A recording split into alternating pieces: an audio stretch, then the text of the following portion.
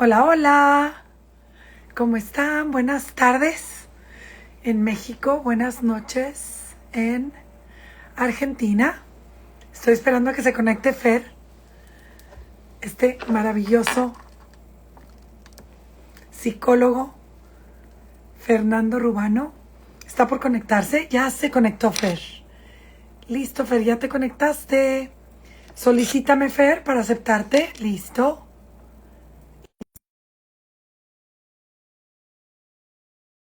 Fer, a este vivo maravilloso y tan esperado.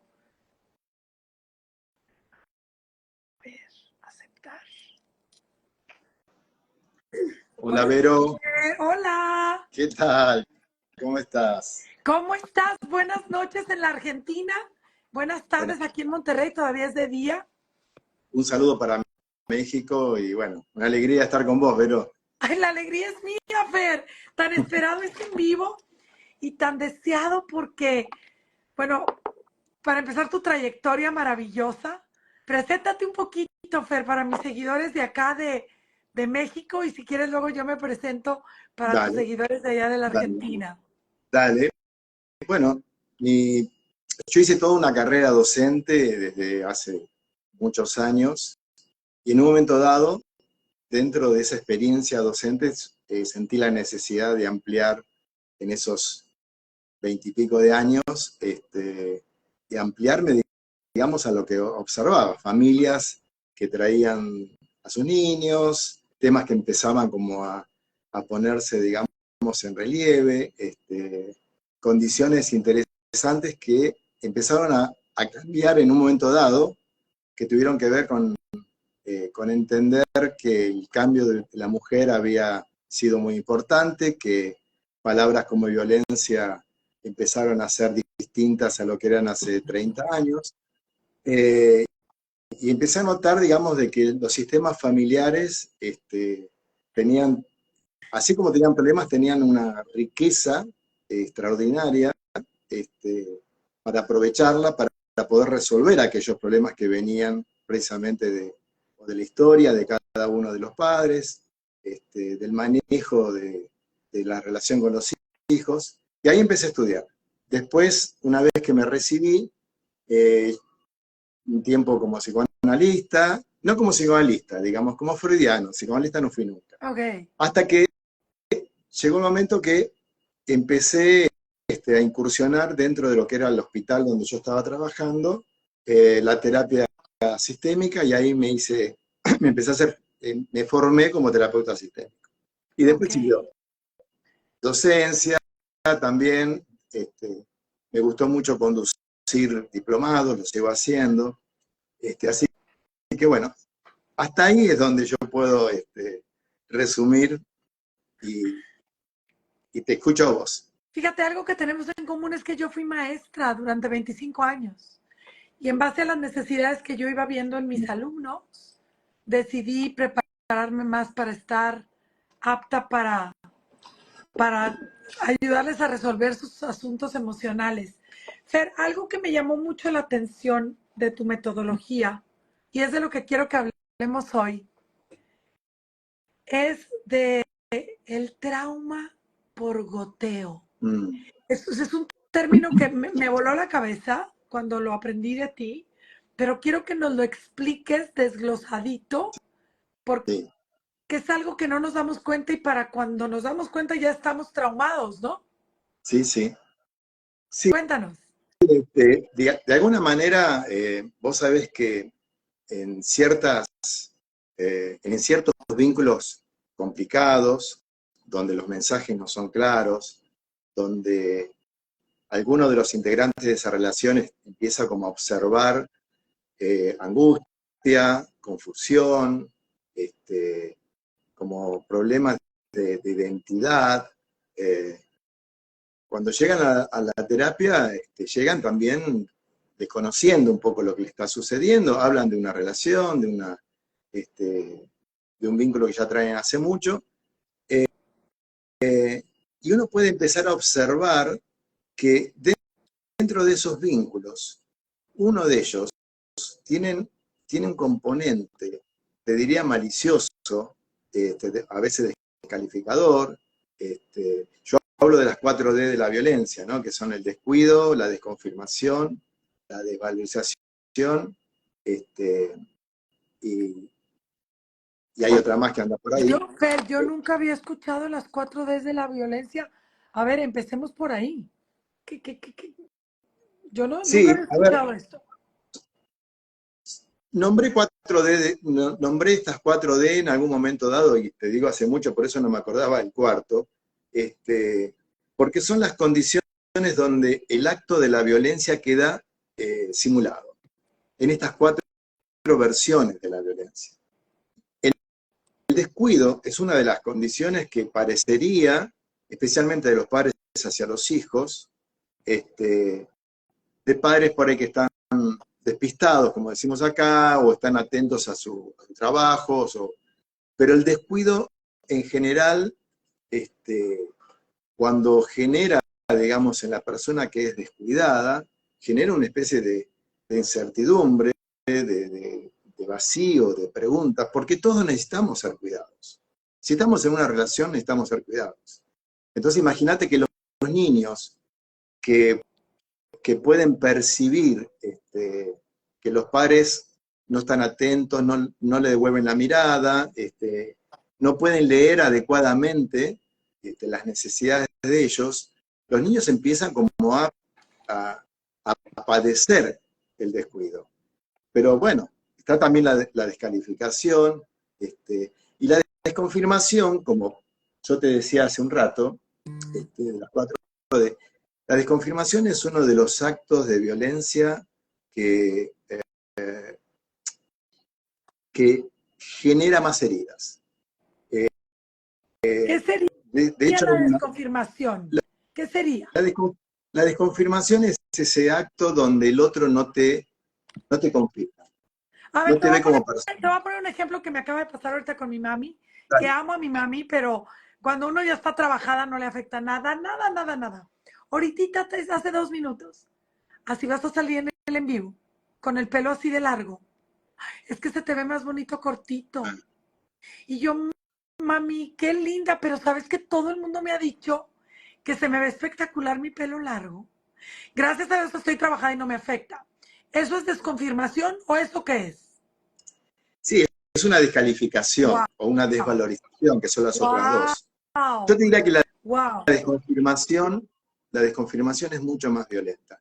Mira, hay un ejemplo, yo tengo un gran colega, amigo, que se llama Juan Luis Linares, que es un terapeuta, psiquiatra sistémico de España, que vive en Barcelona.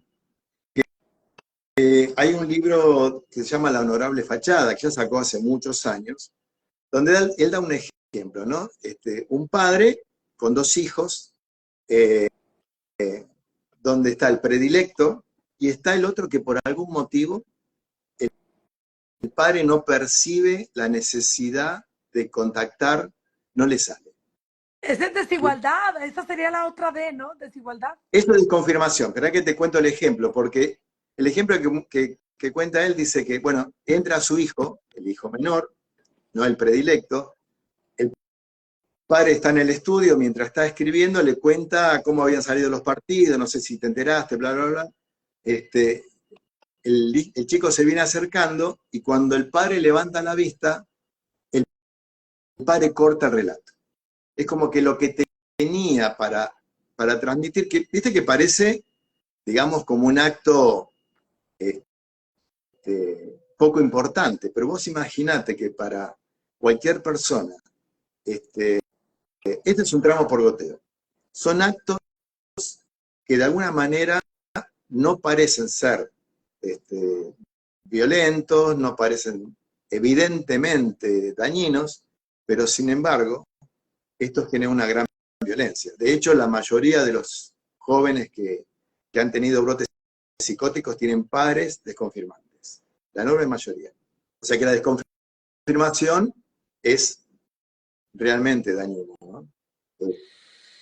Qué fuerte y qué delicado tener en nuestro poder los corazones de nuestros hijos y por esta falta de información, ¿cómo podemos causarle este daño colateral tan fuerte? Sí, sí, a veces hay de alguna manera, no, porque no te estoy diciendo que esto es, lo pone en evidencia, ya cuando el padre lo pone en evidencia, pueden, digamos, como el hijo reaccionar de manera diferente, pero cuando no se entiende lo que está pasando, es la gota, es una gota una vez por día, 2 veces por día, no hay un cachetazo, pero no hay un tirón de pelos, ¿sí? Es algo imperceptible que termina siendo tan dañino como un golpe, ¿verdad? Fer, me duele el corazón de lo que oigo. Bueno, pero a ver, es muy importante esta información para los terapeutas, porque eh, a veces es tan sutil el mensaje, es tan sutil la desconfirmación, es tan sutil el descuido, que muchas veces ni siquiera el terapeuta lo puede ver porque los pacientes no traen esto de esta manera. Traen su dolor, traen su angustia, su vacío, su no sé qué me Y pasa. no eh, saben que es el acumulado de está- descuido, de descalificación, de desconfirmación. ¡Wow! así es. Entonces una descalificación es una gotita del trauma. Sí, sí, sí, es un acto. Hay que pensar que para que un trauma sea trauma, tiene que haber 4 condiciones muy importantes. Tiene que ser impactante, desagradable, intolerable e inesperado. Esas 4 condiciones construyen un trauma. Un trauma puede ser que salgas a la calle y te asalten, ¿sí? Pero más allá de entender para los terapeutas el evento, lo que tenemos que considerar es cuáles son las secuelas que han quedado de esos traumas. Y en los traumas por goteo, cuesta entender las secuelas tan altas de hechos que no están evidenciados. Por eso es importante tomarse tiempo, entender cómo fue la historia de apego de esa persona, aunque tenga 70 años, ¿entendés? Cómo ha sido el recorrido, cómo ha respondido a esos traumas de apego, ya sea en su niñez, porque la forma en que ha respondido muchas veces nos va a permitir entender cómo viene sobrellevando, ¿sí?, las heridas de su trauma. Qué fuerte. Entonces, puede haber, por ejemplo, una, pues sí, porque te trauma una descalificación de tus padres, ¿no? Sí, a Es ver, inesperada, ¿no? Te descalifican y es tipo, ¿no? claro, pero imagínate que la enorme mayoría de los hechos traumáticos se resuelven, la enorme mayoría, digamos, de los hechos traumáticos. Lo que pasa es que en el trauma por goteo, especialmente también en las relaciones de pareja, cuando tenés de un lado alguien que tiene una actitud media psicopática, que tiene todo un andamiaje narcisista, sabemos cómo Claro. funcionan los Sí, que narcisistas. son los depredadores emocionales, ¿no? Exacto, exacto. Muchos de ellos tienen, vamos a ponerle habilidad, yo sé que no corresponde, pero tienen como una cierta habilidad para simular muchas veces el maltrato, lo que estamos hablando como actos de violencia encubiertos, y aparte compensan, ¿sí? Bueno, te estaba haciendo un chiste, bueno, tranquila, tranquilo, te enojas por todo, lo tomas mal, siempre lo tomas a mal, ¿no? O sea, compensan con la posibilidad de aumentar la confusión, Claro. ¿sí? Porque vos decís, sí, es verdad, este hombre me quiere, esta mujer me quiere. Sí, porque Este, primero te desconfirma y luego te confirma. exactamente, Primero te descalifica y luego te califica. sí, Te descuida y luego te cuida de más. Y eso confunde. Sí, sí. Sí, estamos hablando de un nivel de manipulación tremendo. Entonces, ¿el trauma por goteo nace en casa con papá y mamá?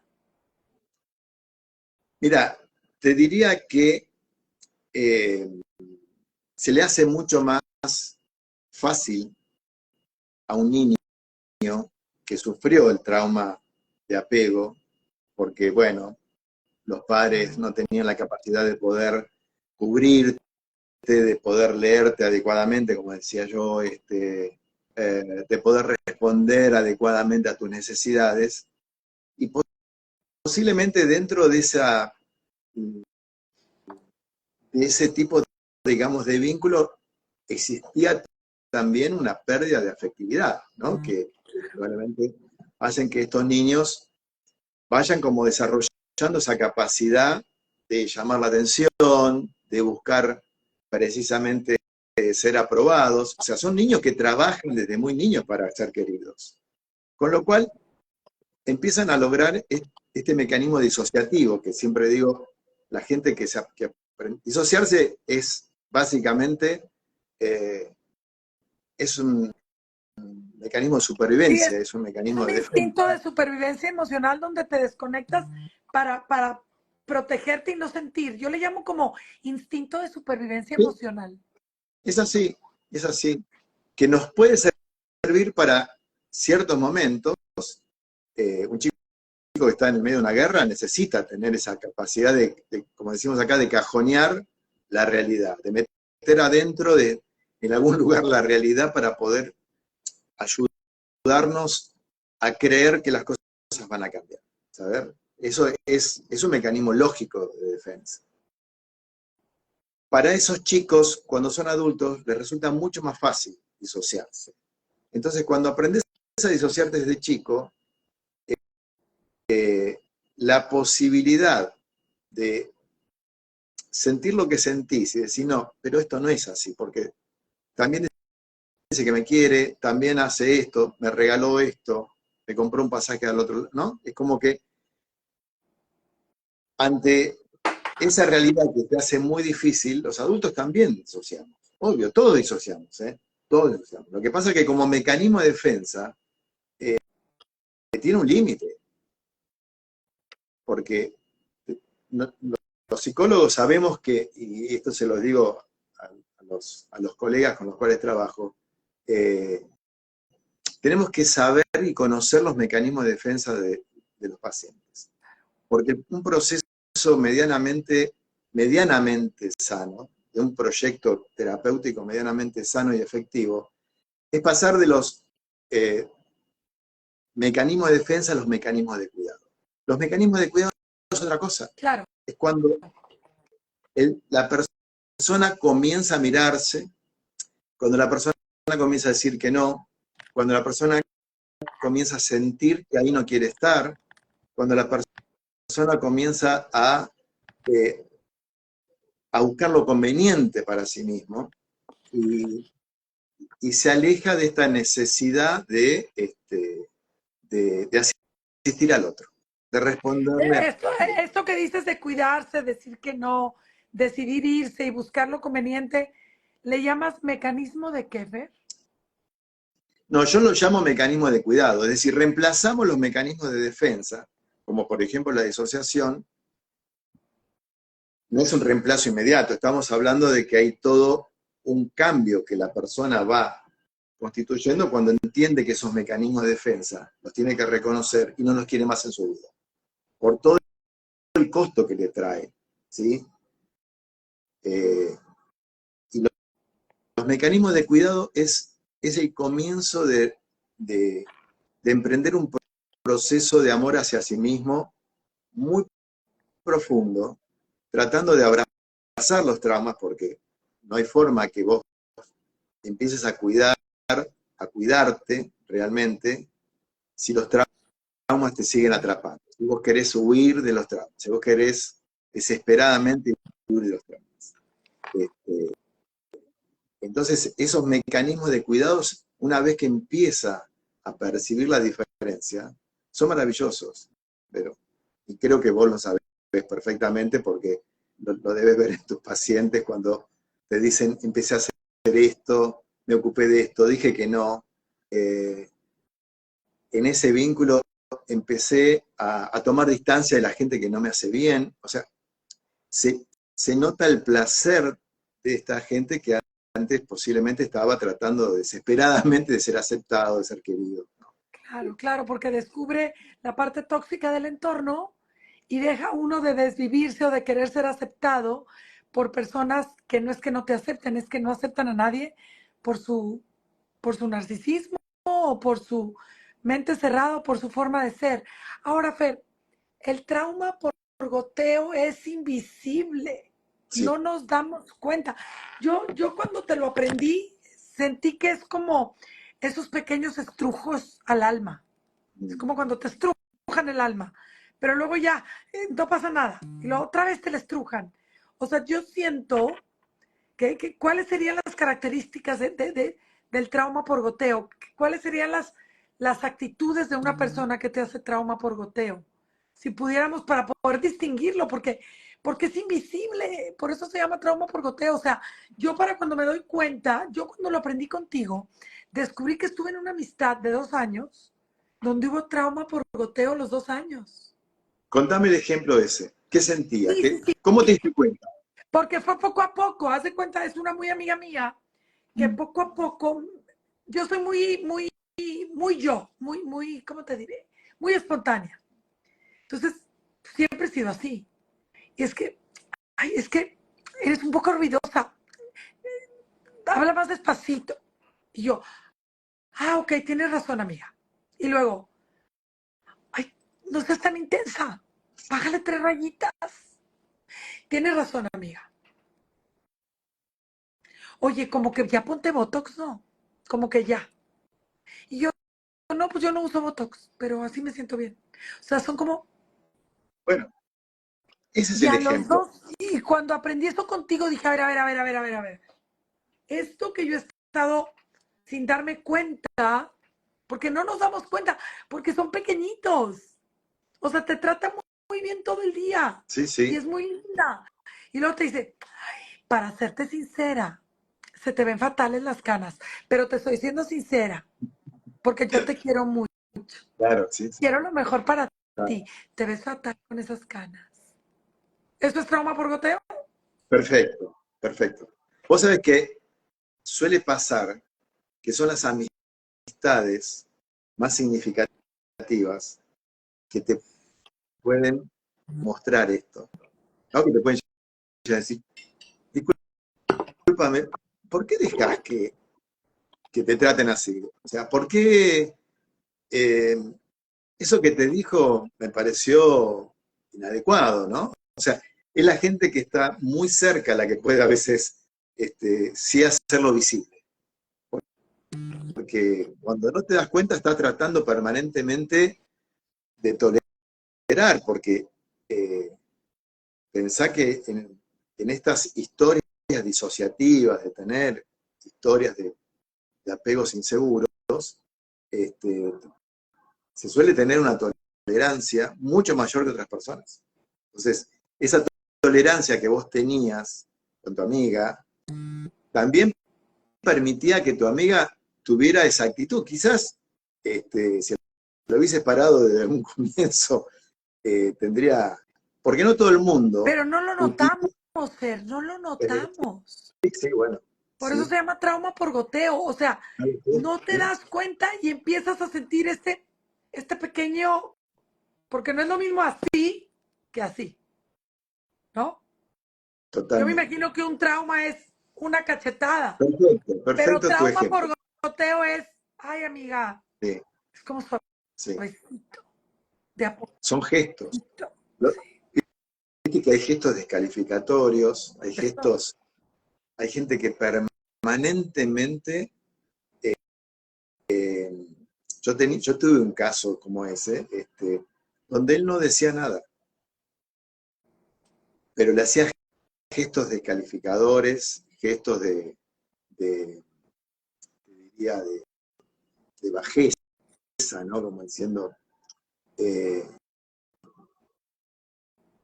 y ella estaba permanentemente haciendo algo y mirando a su marido Esperando para la descalificación. viendo a ver si era calificada, porque en realidad lo que te lleva a la disociación es a construir un estado, digamos, eh, de expectativa siempre, ¿no? Ahora, como si dependiera de la opinión del otro, tu valor. Es que en un vínculo significativo, Vero, vas a esperar eso, indudablemente vas a esperar eso. Pero Pero pensá Fer, que te voy a interrumpir con algo. A ver, no me dejarás mentir. ¿Verdad que la mejor manera de saber si alguien nos ama genuinamente? Esa persona que te ama genuinamente, sea amiga, pareja o compañero de trabajo, alguien que te ama genuinamente, jamás te va a hacer un comentario supresivo. Jamás totalmente, te va a hacer un trauma por goteo. Jamás te va a descalificar. Jamás te va a ser sincero por tu bien. Y sobre todo, jamás, sabiendo cuáles son tus puntos débiles y tus vulnerabilidades, las va a utilizar en tu contra. ¿Sí o no? exacto, totalmente de acuerdo. Lo que puede llegar a ser un amigo, y sabemos que si te ves sufriendo porque estás permitiendo lo que no tenés que permitir, puede tener una actitud crítica y Ah, decirte, me enoja que toleres, ¿por qué? ¿Por qué? Sí, puede un amigo así, pero eso no tiene que ver con algo descalificador, ¿no? Es una crítica que apunta a decir, empezá a cuidarte, empezá a utilizar otro mecanismo, digamos, que no toleres tanto. claro, por el amor que te tiene. Pero ahí sí es Sí, como una perspectiva objetiva de una realidad que está a la vista de todos. sí, sí. Vos que estás tocando una palabra tan, eh, tan vapuleada, ¿no? Pero tan necesaria para todos nosotros, que es el amor. Yo tengo, digamos, una mirada acerca de que yo creo en el mal amor, ¿sí? Este, podemos diferenciar cuando alguien me dice no es amor, bueno, hay gente que mata por amor y dice, este, si no sos mía no sos de nadie, ¿no?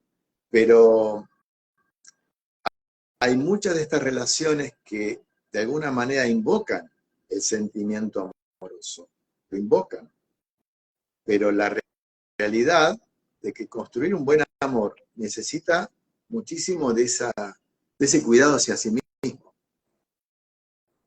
Y eso es algo que es fundamental eh, para un terapeuta de pareja que uno observa, digamos, no para evaluar la capacidad amorosa que tiene la pareja, ni el caudal amoroso, pero muchas veces las parejas que quieren estar juntas, que están teniendo una mala relación, que están teniendo un mal amor, muchas veces es gente que no ha sabido cuidar al otro, cuidarse a sí mismo, y lo resuelven. O sea, hay mucha gente que realmente padece maltrato, alguna cuota, digamos, de discusiones y de escaladas, pero muchos de ellos es porque no han sabido eh, cuidar a un otro, ¿no? O cuidarse a sí mismo o cuidar a un otro. Este, pero que indudablemente nosotros tenemos la posibilidad y la obligación como terapeutas de que si hay, de poder poner en visibilidad estas cuestiones que no son observables, ¿no?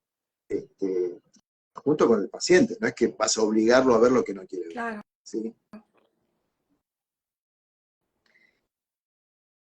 Fer, ¿estás ahí? Sí, sí, ¿estás leyendo algo ahí? No, es que nos escriben cosas muy interesantes, Fer. Ah, ¿podés leer alguna alguna pregunta que quieran hacer? Claro. A ver, sí, oigan, vengan a hacernos preguntas. Están haciendo más como afirmaciones, ¿no? Por Dice, ejemplo, ¿y qué pasa? ¿y qué Dice, ¿qué pasa pasa? en caso de abuso sexual? ¿Y qué pasa en caso de abuso sexual, manoseo o tocar inapropiadamente?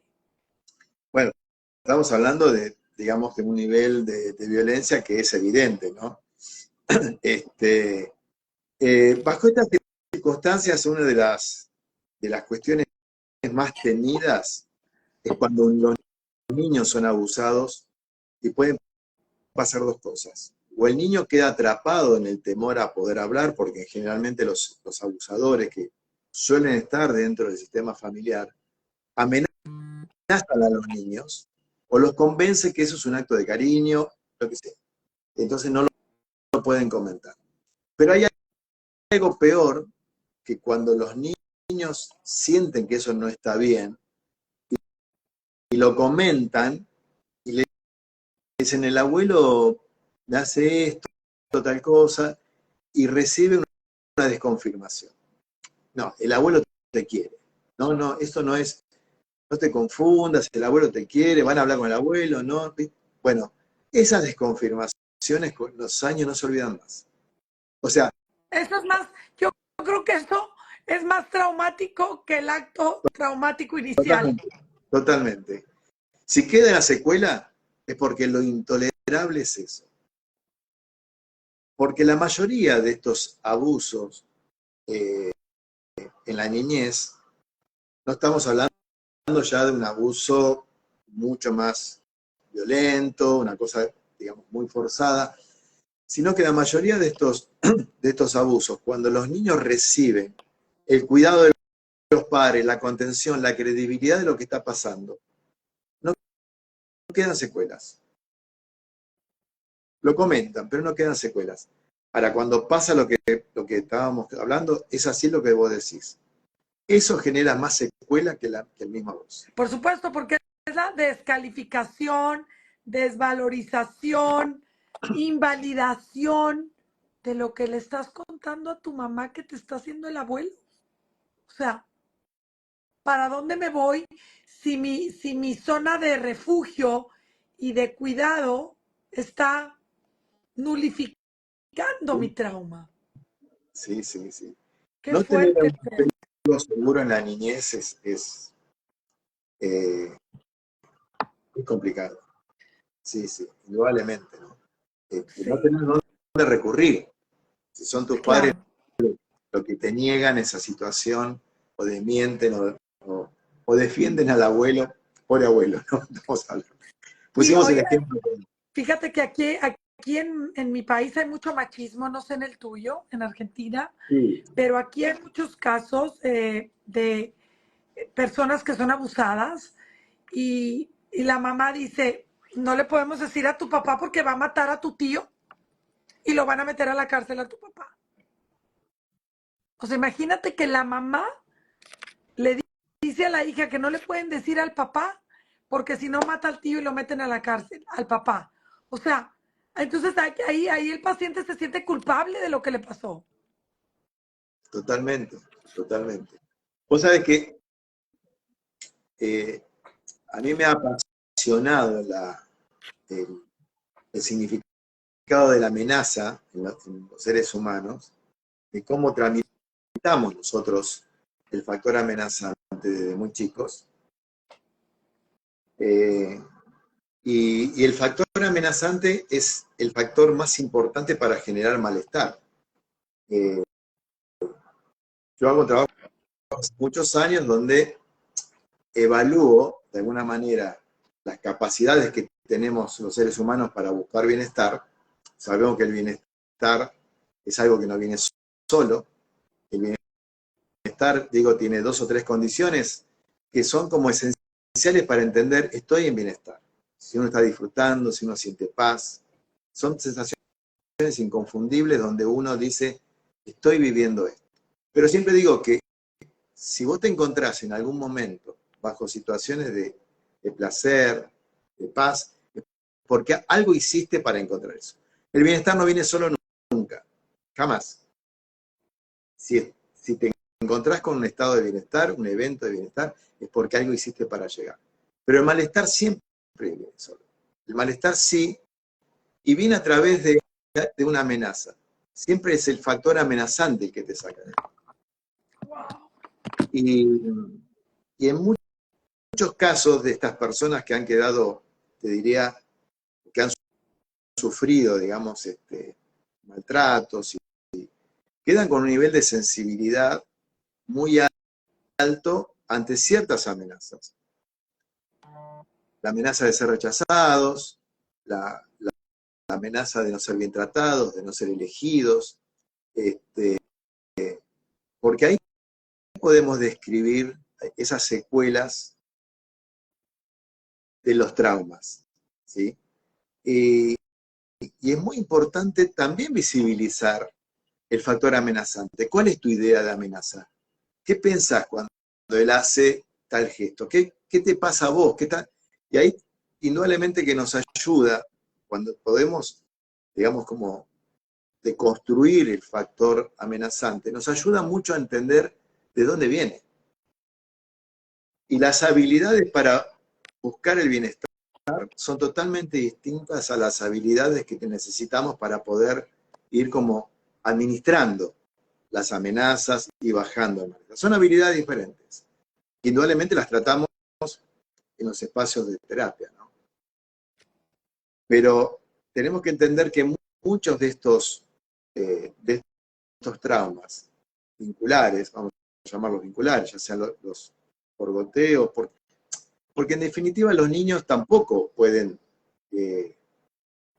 digamos, calificar que lo que le está pasando es un trauma, ¿no? Con el tiempo pueden dar cuenta en sus relaciones vinculares, en sus miedos, en su pérdida de autonomía, en sus dificultades para buscar lo conveniente, en su codependencia. Bueno, digamos, se van dando cuenta que hay algo por el cual hay... ¿Querés preguntar algo? Estas amenazas también generan trauma por goteo.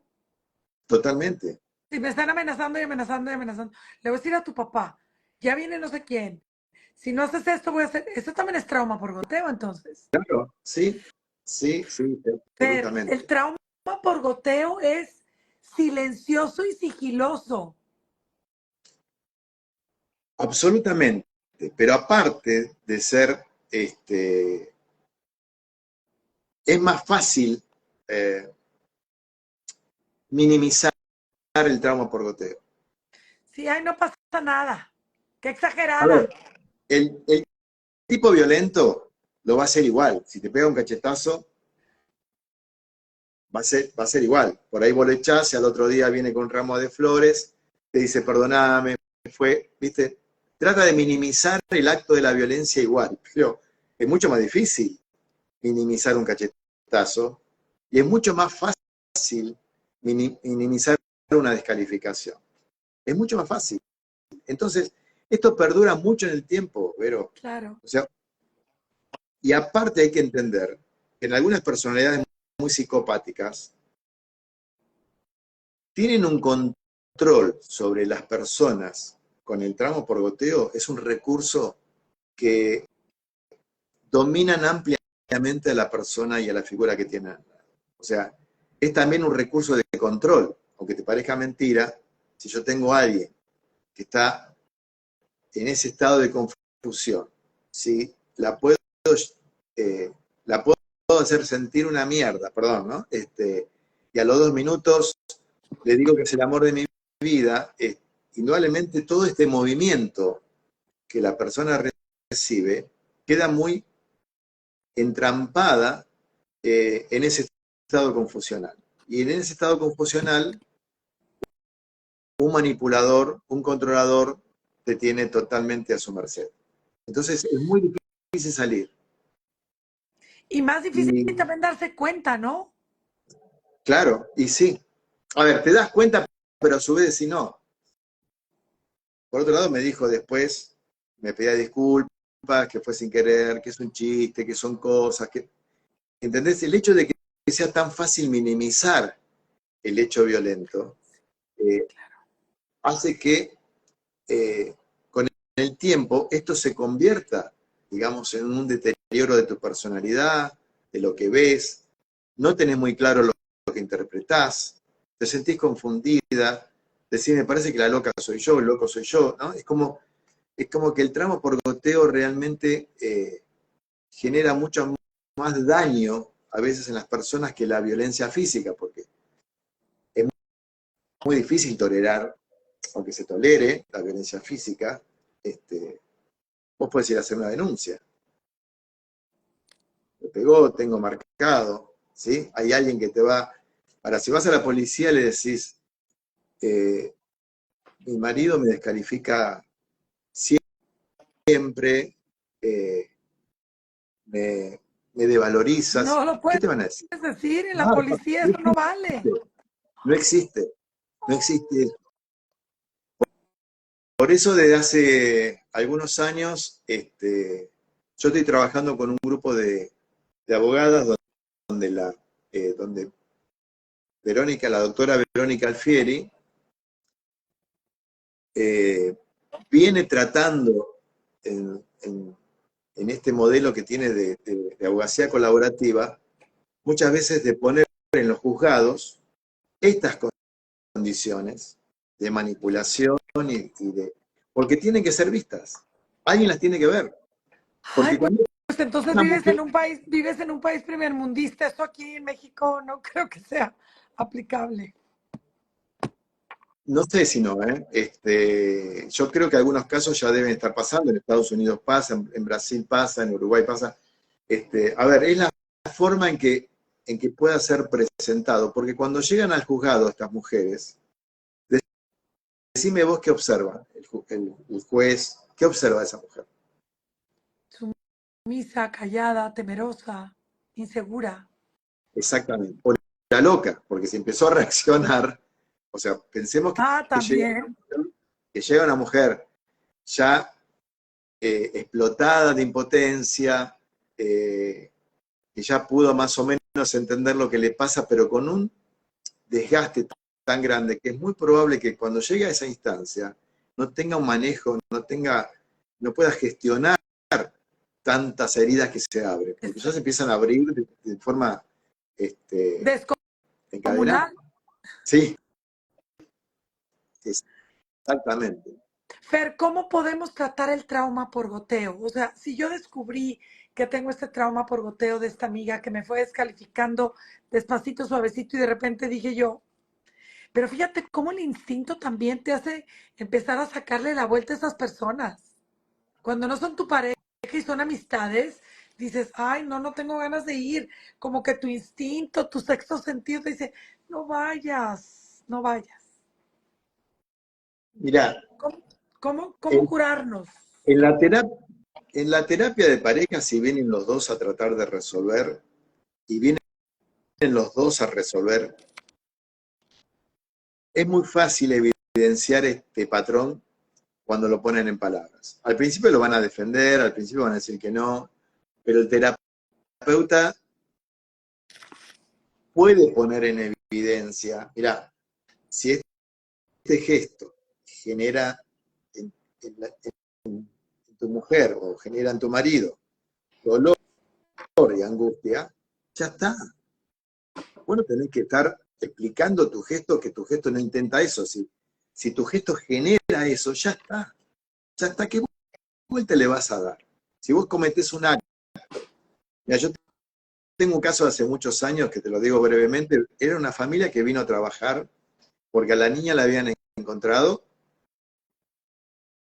eh, algo, ¿no? En el colegio. Bueno, eh, y hubo, digamos, en la escena una situación eh, donde se descubre que el padre tenía una actitud, digamos, descalificadora, pero muy crítica a todo lo que decía cada uno de la familia. Pero había uno de ellos, dentro del sistema familiar, que en un momento dado se pone a llorar, el más chico era, y él expresó, yo cada vez que hago algo, busco el gesto de mi papá. Y cuando veo ese mismo gesto, yo siento un dolor en el pecho terrible. El padre se quedó porque el padre no tenía la intención de hacer eso. Pero al principio quiso minimizar. No, no es así, estás exagerando. Y tuve la suerte que yo pensé que ese padre no iba a volver más porque lo cito a solas y le explico esto. Estoy hablando hace 20 y pico de años. Y fue un proceso maravilloso porque él pudo darse cuenta Él también venía de una historia familiar muy rígida. Donde estaba repitiendo el patrón. Exactamente. Lo que pasa es lo que no había es una intencionalidad, porque él amaba a su hijo. Entonces, muchas veces sucede esto, yo que atiendo muchas parejas, y cuando ambos observan de que este patrón es dañino, si tienen voluntad realmente de trabajar esto en forma individual para poder resolver en forma vincular, realmente se puede cambiar. Qué bonito, Fer. Se necesita la voluntad. Entonces, yo descubro que estoy ejerciendo trauma por goteo, voy a terapia para reconocer y sanar. Yo reconozco que me están haciendo trauma por goteo, voy a terapia para sanar. ¿Correcto? La terapia es la solución, ¿estamos de acuerdo? Sí, no te creas que todas las personas que descubren que están recibiendo descalificaciones, que son, por más que compense estas descalificaciones en lo que está generando su propio deterioro, hagan algo. Yo lo sé. Sabemos el mecanismo disociativo, cuando es muy fuerte, Claro. es tremendo. Entonces creo que, aunque se pueda poner en, digamos, aunque se pueda visibilizar, no todo el mundo puede hacer algo con esta verdad. Pero no, no todo el mundo está dispuesto, y aparte ningún terapeuta puede forzar a un paciente que, porque vea esto, vaya a cambiar su vida, ¿no? Claro. Fer, se nos está acabando el tiempo. Aquí en México hacemos en vivo de media hora porque tú sabes cuánto tiempo nos ponen Perfecto. atención. ¿Cuánto tiempo? Sí, 40 minutos, más que eso por ahí, ¿no? Platícame cómo quisieras cerrar. ¿Qué les quisieras decir a las personas que nos están escuchando hoy y que nos van a escuchar posteriormente? Porque vamos a dejar el en vivo en nuestros Instagrams para su repetición y para que puedan reafirmar y reconfirmar si están recibiendo trauma por goteo. ¿Qué les podrías decir? ¿Qué nos podrías decir para poder darnos cuenta cuando esto esté sucediendo y poner un alto a esta situación? Mira, creo que todo el mundo tiene posibilidades de superar las secuelas cuando quiere. Que lo intente, que no flaquee, que se puede recuperar la vida a pesar de haber o de estar viviendo una situación muy difícil, muy compleja. Que crea en sí mismo, que abrace sus propias heridas, que abrace a su niña y empiece a poner su adulta a cuidarse. La única que lo va a cuidar va a ser su propia adulta. Me está encantando esto que dijiste, que me parece fenomenal, que todos los traumas se pueden curar. Es Sí, cuestión de querer, ¿verdad? totalmente, sí, sí, Lo estás es diciendo así. tú como especialista. O sea, en mi filosofía y en lo que yo he aprendido es igual. O sea, todo trauma tiene solución siempre y cuando exista la voluntad y el deseo también, ¿no? Del paciente. El deseo es absolutamente importante, porque es el único motor real que los seres humanos tenemos, ¿sí? Entonces, si yo deseo curarme, si yo deseo sanarme, si yo deseo eliminar mis traumas, es voy a terapia, trabajo en ellos y me libero el alma, ¿correcto? Exactamente.